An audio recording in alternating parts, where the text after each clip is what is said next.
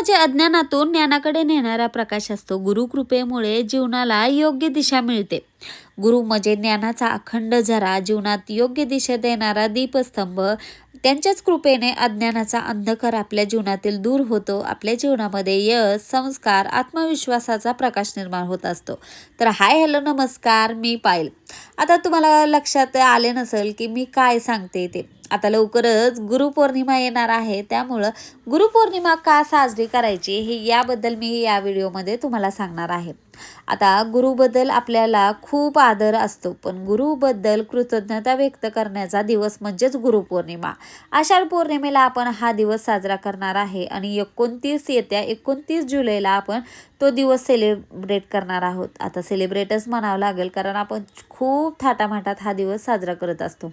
आता गुरु म्हटलं की आपल्या जीवनामध्ये आई वडिलांनंतर आहे ना, जीवनामध्ये खूप सारे गुरु आपल्या जीवनामध्ये येतात. ते आपल्या जीवनाला योग्य दिशा दाखवत असतात. आपल्या अडचणीच्या वेळामध्ये आपल्याला मार्गदर्शन करत असतात. म्हणूनच गुरुप्रती आदर, श्रद्धा, कृतज्ञता व्यक्त करण्याचा दिवस हा गुरुपौर्णिमा असतो. महर्षी व्यासांची याच दिवशी जयंती असते, त्यामुळं व्यास पौर्णिमा म्हणून ही दिवस साजरा केला जातो.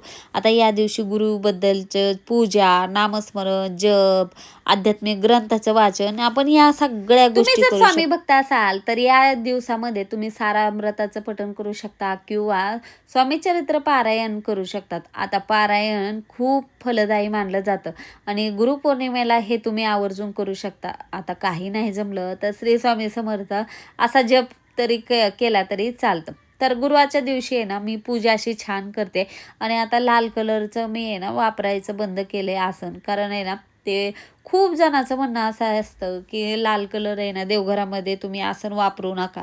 त्यामुळं मी तो कलर सोडून आहे ना दुसरे आसन टाकते. आता पिवळा कलर स्वामींना आवडतो, म्हणून मग आज गुरुवार आहे तर पिवळा कलरचं आसन टाकलं आहे. आता आसन आहे ना कसं शिवायचं याचाही व्हिडिओ मी आहे ना लवकरच टाकेल. आणि आसन आहे ना बाजारामध्ये खूप सारे मिळतात, पण ते खूप टिकाऊ राहत नाहीत.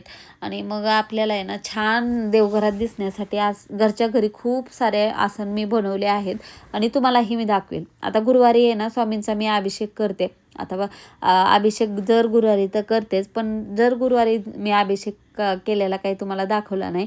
आणि आहे ना इथं मी चंदन, गंध सगळं लावून घेते आणि स्वामींची मूर्ती माझी छोटी आहे, पण खूप छान असं आहे आणि त्यांच्याकडे बघितल्यानंतर स्वामी आपल्याकडे बघून हसतायत असं मला तर जाणवतं.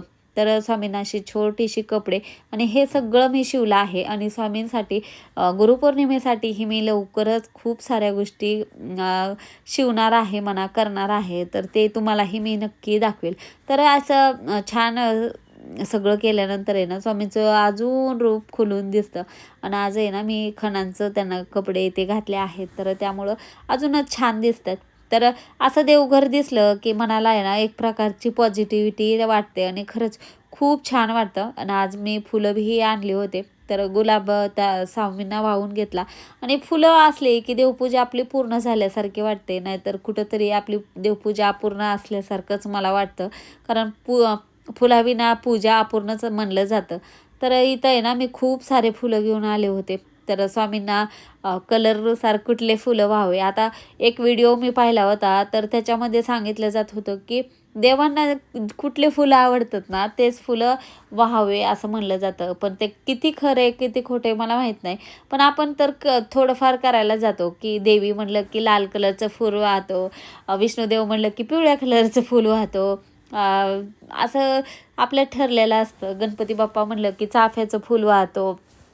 तर अशा गोष्टी आपल्या हातून होतात, पण आपण कधी लक्ष देऊन त्याच्याकडे हे करत नाही की कुठल्या देवाला कुठलं फूल व्हावं. पण आपल्या हातून तर ते गोष्टी होत असतात. तर आरती तर नाही केली मी, फक्त आहे ना कापुराने ओवाळून घेतलं देवांना. आणि सकाळची एवढी घाई असतं तेवढ्यातून आहे ना देवपूजा झाली की मनाला प्रसन्न वाटतं, कारण सकाळचा हा वेळ आपला असतो आणि देवपूजेचा.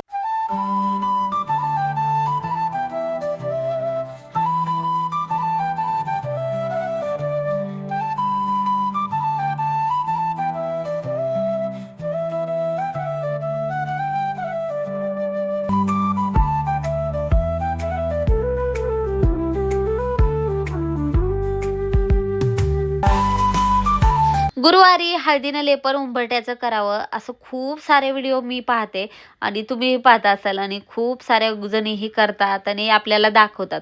मग आपल्यालाही असं वाटतं की उंबऱ्याचं हळदीनं लेपन आपण मी हे करायला पाहिजे गुरुवारी, शुक्रवारी किंवा सणाला, पौर्णिमा, अमावास्याला या दिवशी. आता दररोज तर प्रत्येकाला हळदीनं लेपन करणं जमत नाही. आपण पूजा रोज करू शकतो उंबरठ्याची, पण हळदीनं लेपन तुम्ही या दिवशी करू शकतात. पण हळदीनं लेपन केल्यानंतर त्याचं महत्त्व काय, त्याच्या मागचं कारण काय, हे बऱ्याच जणींना माहीत नसतं. तर हळद ही आपल्या धार्मिक कार्यामध्ये खूप महत्त्वाची मानली जाते. आता कुंकू ही हळदीपासूनच तयार झालेलं असतं आणि ती म्हणजे हळद ही आयुर्वेदिक ही आहे आणि पवित्र ही तेवढीच मानली जाते. त्यामुळं आपल्या पूजेमध्ये हळदीला खूप सारं महत्त्व आहे आणि त्यामुळंच आपण हळदीनं दरवाजाचं लेपन करत असतो.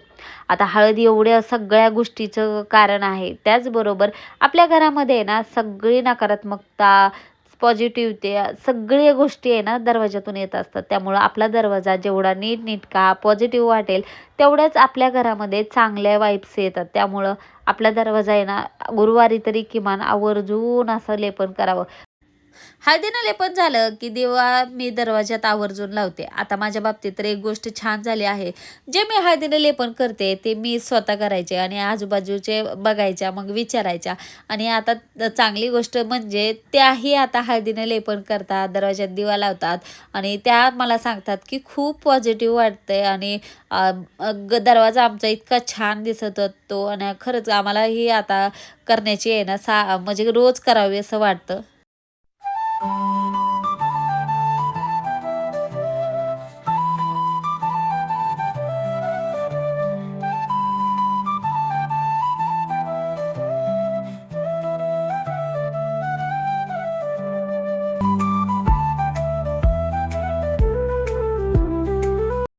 आजकाल तर रोज माझ्यासमोर एकच प्रश्न सकाळ उठलं की तयार झालेला असतो, की टिफिनला काय द्यावं? मग मी संध्याकाळी प्रिपरेशन तर करून ठेवते, पण असं ज्या गोष्टीची प्रिपरेशन करू शकत नाही ते सकाळी लवकर उठूनच करावं लागतं.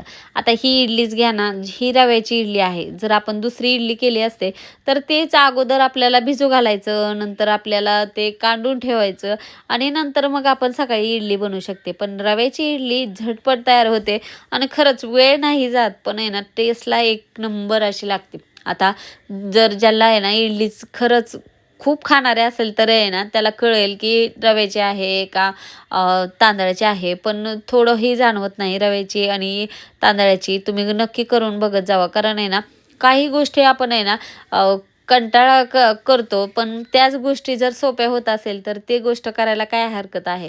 म्हणूनच मी रव्याची इडली अशी झटपट तयार होणारी करते आणि मूळ म्हणजे हा प्रश्नही मिटतो की डब्याला काय द्यावं. आणि मुलांना रोज चपाती भाजी खायचा कंटाळा येतो. मग त्यांची चिडचिड असते की मला हे पाहिजे, ते पाहिजे, माझ्या मित्राने हे आणलं, ते आणलं. त्यामुळं आपल्यालाही पर्यायाने त्या गोष्टी कराव्याच लागतात, जे चपाती भाजीला सोडून. कारण हेल्दी आपल्याला द्यायचं असतं आणि त्यात मुलांच्या फर्माईश तर खूप साऱ्या असतात. त्यामुळं मग मी अशा गोष्टी करते जेणेकरून त्याचं पोट बी भरावं, आपल्यालाही करायला सोपं जावं. तर इडली सगळ्यात चांगला ऑप्शन आहे. तर इडली बनवली होती आणि त्यानंतर आम्ही मुलांना सोडायला गेलो. आता मुलांना सोडायला जायचं म्हणलं की रोज जावं लागतं. त्यात पाऊस नाही आहे ती एक चांगली गोष्ट आहे. नाहीतर पुण्यात तर आहे ना सगळ्या बऱ्यापैकी जागेवर तर असं झालंय की जे चेंबर असतात ना त्याच्यातूनच पाणी वर येते. त्यामुळं खूप चिकचिक सगळीकडे होते. त्यात पाऊस नाही म्हणून त्यातली त्यात चांगली गोष्ट झाली आहे. तर सकाळनं आम्ही त्यांना सोडायला गेलो आणि मग येता येता आहे ना मला थोडंसं सामान पण घ्यायचं होतं आणि तेही घेतलं आणि त्यानंतर आम्ही घरी आलो. कारण आहे ना सकाळच्या वेळेत खूप धावपळ असते आणि तेवढ्यातून या गोष्टी मॅनेज कराव्या लागतात. तर असं आपलं जीवन चालू आहे आणि या गोष्टीला आपल्याला सामोरं तर जावंच लागतं. तर असा होता आजचा व्हिडिओ. व्हिडिओ कसा वाटला नक्की कमेंट करून सांगत जा. आवडला तर लाईक करत जा, शेअर करत जा, सबस्क्राईब करत जा. भेटूया अजून छानशा व्हिडिओमध्ये. तोपर्यंत श्री स्वामी.